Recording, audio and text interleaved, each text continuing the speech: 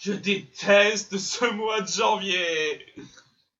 Il y a 3 genres récurrents dans les suites Disney Toon, et celui qui nous intéresse aujourd'hui est celui du téléfilm monté à partir de 3 mini-histoires indépendantes. Le genre le plus faible qu'ils ont jamais pondu pour ma part, car ça empêche le spectateur d'être investi pleinement dans l'histoire de bout en bout. Mais le film d'aujourd'hui est un cas un peu à part, car en le regardant, on se rend vraiment compte qu'ils voulaient tirer une série de leur superbe film de départ. Ça se ressent parfaitement au ton des histoires, de même qu'à la qualité de l'animation. À mon avis, le studio a dû produire les 2 premiers épisodes de leur future série, et les responsables de chez Disney ont regardé et ont dit « Non, ça le fera pas ». Et ils ont dû conclure ça en téléfilm avec leur dernière partie.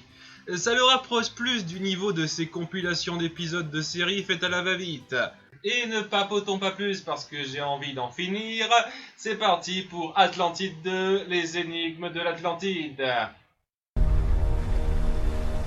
Le film ouvre sur un bateau qui se fait attaquer par d'énormes tentacules. Qui a envie de voir Pirates des Caraïbes 2 à la place de ça tout de suite? Et on enchaîne sur Atlantide où il y a des baleines de lave et des loutres de lave. Ok, outre le fait que ce genre de vie animale est complètement aberrant, je signale que la lave n'était pas présente jusqu'à la fin du premier film. Est-ce que ces créatures sont apparues par magie? Je veux dire, quitte à chier sur notre culture, autant chier sur le principe d'évolution aussi. D'ailleurs, une de ces loutres de lave... Un chien de lave. Oh, chien de lave, pardon, ça sautait aux yeux pourtant. Sera notre personnage mascotte du film. Et comme vous pouvez vous en douter, chacune de ces interventions vous cassera les couilles. Oh, c'est un iguane brésilien. Obi. Merci pour ça. Wow, y a que moi qui ai l'impression qu'on est dans Paper Mario. Oui, honnêtement, la qualité d'animation parle d'elle-même. Qu'est-ce que vous voulez que je rajoute? Bref, tout est bonheur et joie à Atlantide jusqu'au jour où la troupe revient.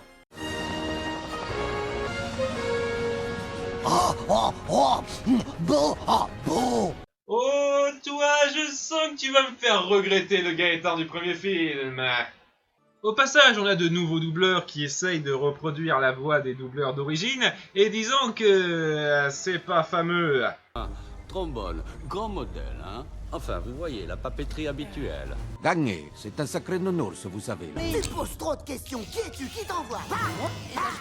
Quartz, silicate, le tout mélangé à l'argile locale. Où vous êtes, jeune homme? Sans blague, j'ai de la famille par là-bas. Magnifique, hein, comme région. Je n'ai pas du tout aimé ces petits yeux fuyants. Et les yeux sont les fenêtres de l'âme. Bon, c'est pas le tout. Qui veut me faire un petit tour dans la cité? Moi, je serai votre guide. Non, moi. Ah non, je l'ai vu le premier. Non, c'est moi. Non, non, c'est moi. Les garçons, on y va tous les 3. Je vous trouve très mignons. Allez, venez. Quoi? Oh, vous cherchez vraiment à faire de l'humour encore plus naze que le premier film. Et si on donnait 2 jolis prétendants à la vieille sans raison? Parce que c'est rigolo. Mesdemoiselles. Non. Et on recopie un gag du premier film, allez! Quoi qu'il en soit, les Atlantes leur font un petit comité d'accueil. Quand elle est vivante, tu n'as pas à mâcher. Tu les avales tête la première et ils trouvent leur chemin tout seuls.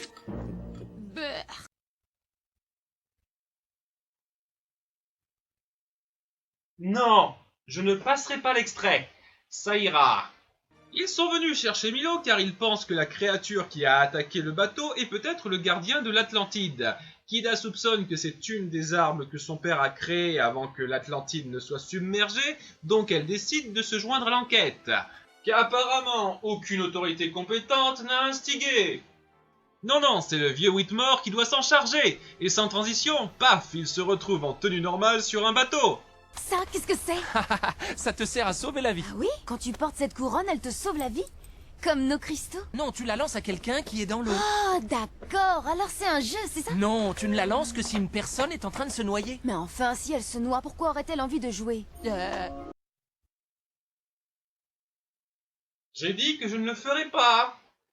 Kida est un chouïa plus chiante ici que dans le premier film. Chaque fois qu'elle l'ouvre, c'est pour se lamenter sur les actions de son père auparavant et pour dire à quel point la culture humaine est géniale. Sérieux, elle est pire qu'Ariel à ce niveau-là. Autre chose, pour chacune de leurs missions, seule une partie de la troupe les accompagne. Parce que ce genre d'affaires ne mérite pas de détacher tout le monde.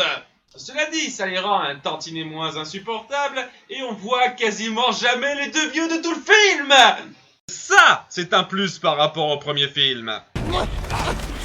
Mon fromage! Par contre, lui, on le voit tout le temps. Je ne crois pas qu'il s'agisse du Léviathan. Un des survivants parle du Kraken, un monstre des légendes norvégiennes qui a des tentacules de 400 mètres de long. Et puis au moment où ils en parlent, le Kraken apparaît. Timing! Et donc il s'enfuit. Où est passé le Kraken? Il a craqué! Je ne passerai pas cet extrait. Il se pose sur une île de pêcheurs qui, d'après l'ambiance, doit porter le nom de baie du cliché de la bourgade inaccueillante. Il s'arrête à une auberge et parle avec la gérante. Merci beaucoup, mademoiselle Eliassen. Inger, l'obscurité rôde autour de Edgar Volkut. Je voudrais partir, mais cette auberge est tout ce que je possède. Ce n'est pas un endroit pour élever un enfant. Personne t'a demandé de raconter ta vie. Ne vous opposez pas à Edgar Volkut et partez aussi vite que possible. Est-ce qu'ils ont fait ça à partir du scénario d'un vieil épisode de Scooby-Doo? Ça doit faire partie du top 10 des phrases les plus clichés au monde. Bon, ils suivent le chef de village et tombent sur une grotte secrète où ils découvrent que le Kraken est en fait une créature mystique qui hypnotise les villageois. Regardez, les ouvriers ont l'air d'être hypnotisés. Et c'est l'hispanique du groupe qui se fait hypnotiser juste après avoir dit ça. Je suis sûr que c'est moi qui ai l'esprit mal placé là.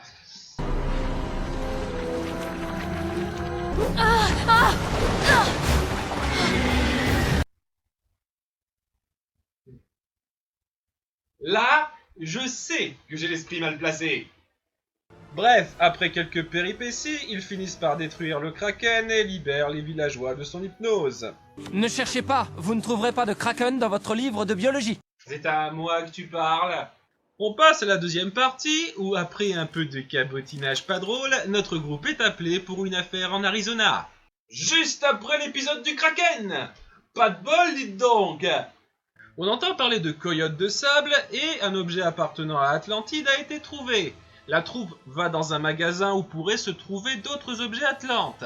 Comment les gens peuvent se servir de ces choses s'ils les enferment dans une vitrine? Ça sert à les protéger. Je sais à quoi sert une lance, figure-toi. Ah, ils se comprennent mal, c'est bon, on la connaît maintenant, votre blague. On dirait une statuette fabriquée par les Atlantes. Je la veux, je l'achète. Oh, voilà ce que j'aime entendre. Eh oui, c'est moi le vendeur. C'est moi Carnaby. Vous vous foutez de moi, là? Vous aviez vraiment rien de mieux que le cliché du texan cupide? Et bien entendu, c'est lui le méchant, évidemment. Bref, après avoir parlé aux Texans, il tombe sur un Indien mystérieux. 2 fois, c'est une coïncidence, mais 3 fois, quelqu'un essaie de nous dire quelque chose. Et sont attaqués par la tempête de coyotes de sable qui rongent leur moteur de voiture. Ça les a aussi fait revenir au comptoir du Texan, où ils découvrent qu'il a volé une antiquité d'une tribu indienne ancienne, et c'est pour ça que l'esprit chaman s'est déchaîné sur la... Ok, sérieusement, il y a cliché et il y a branlage de couilles. Je crois qu'on est plus proche du deuxième cas, là. Grâce au super talent irréaliste de géologue de Gaëtan, ils arrivent à pister le lieu d'origine de la poterie, et ils y vont en laissant le Texan les accompagner parce qu'ils sont complètement stupides. Ils trouvent alors un temple enfoui qui mélange de nombreuses cultures anciennes, dont celle des Atlantes.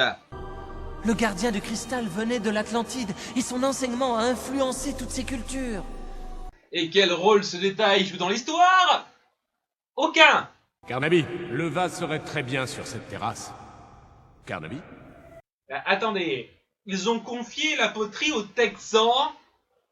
Vous êtes encore plus débiles que je le croyais.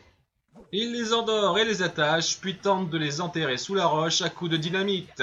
Profite de tes dernières secondes, tu en auras besoin. Et t'as attendu qu'il se réveille pour le faire parce que... On n'y arrivera pas. Il faut qu'on trouve un moyen de se détacher. Réveille-toi! Les cordes! Dites donc, elle met longtemps à exploser, cette dynamite. Malheureusement. Non, occupe-toi de la dynamite, dépêche-toi.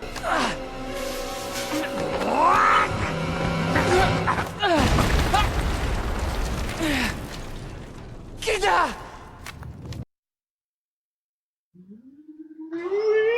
Oui, ils sont morts, enfin! Quelqu'un a entendu mes prières? Comme tu dis, assez joué. Cette fois, tu nous as vraiment énervés. Et merde! Et surtout, expliquez pas comment ils s'en sont sortis.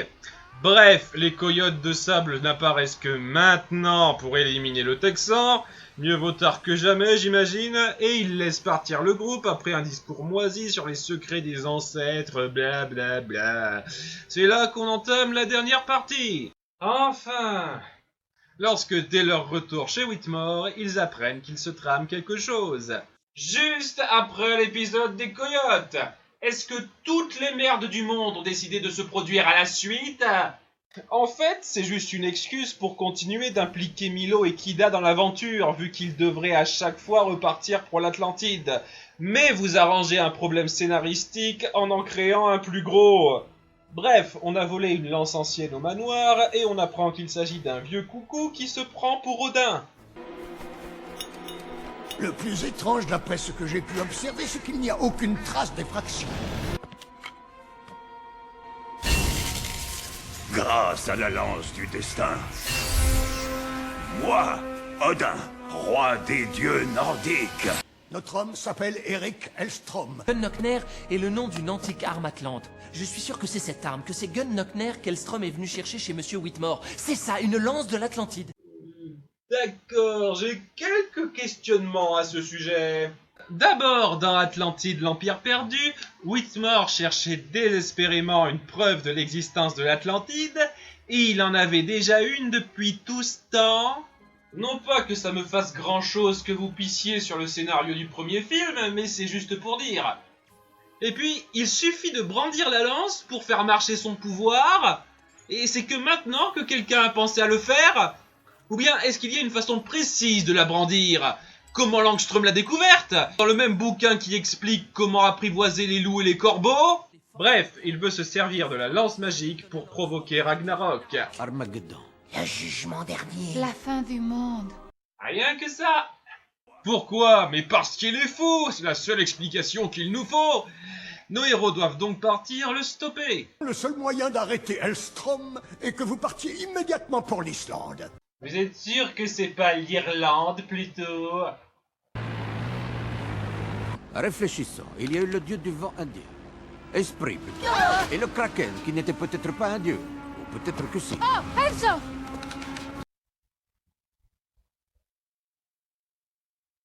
Ok. Ah, mort de rire. Avec sa lance, Langström provoque une tempête de neige, fait léviter son château et crée un géant de glace. Ce qui me refait me demander pourquoi il n'y a aucune autorité compétente sur le coup. Sérieux, le gouvernement islandais a pas pensé à enquêter sur l'apparition d'un château volant?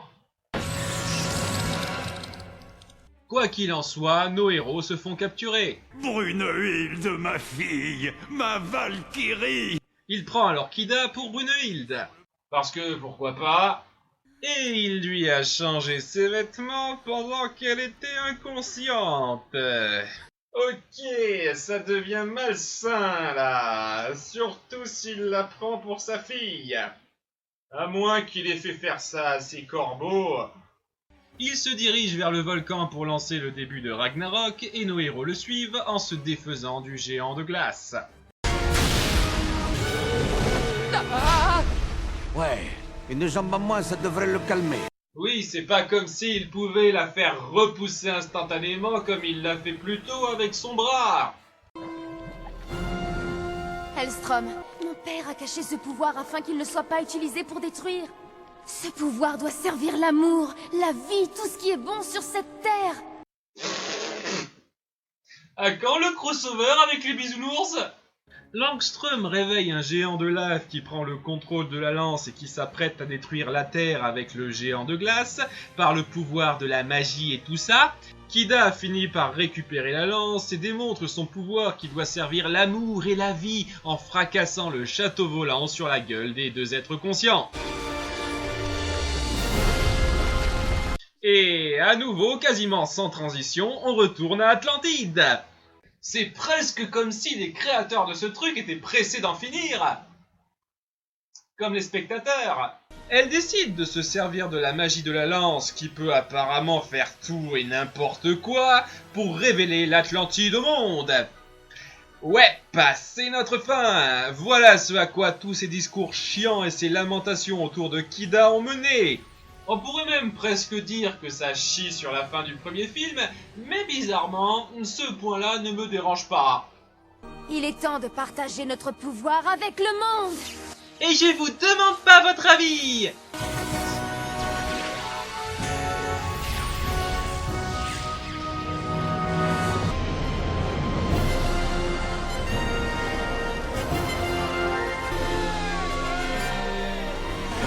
Juste à temps pour la Première Guerre mondiale.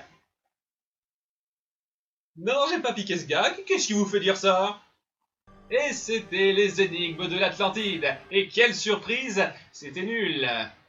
Prenez Atlantide, enlevez la jolie animation et le meilleur personnage et rajoutez des méchants creux et des clichés plus nombreux que dans un film Taken, et vous avez Atlantide 2.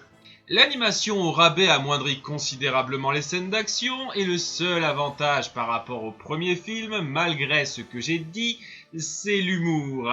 Il n'est pas particulièrement bon, mais il est tellement désespéré qu'il arrive à être, de façon maladroite, légèrement plus drôle que celui d'Atlantide 1.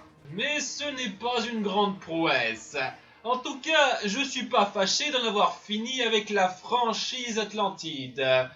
La prochaine fois, on va continuer en douceur avec un petit top 10 de circonstances.